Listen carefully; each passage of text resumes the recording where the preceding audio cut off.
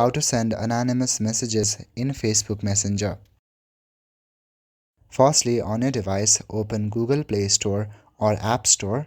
Now go to the search bar on the top and search for Messenger.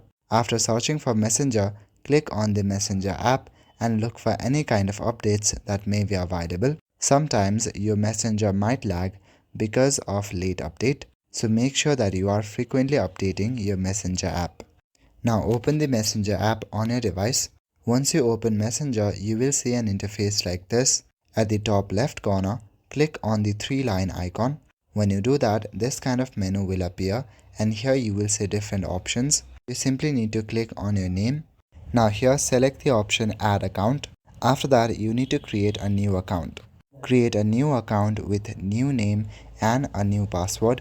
After creating your new Facebook account, log into Messenger and you can now send messages to your friends. This way, neither your name nor your identity will be revealed. Facebook Messenger does not really have an anonymous message feature, so this is the only way that you can send anonymous message in Messenger. So that's all for today. Thank you.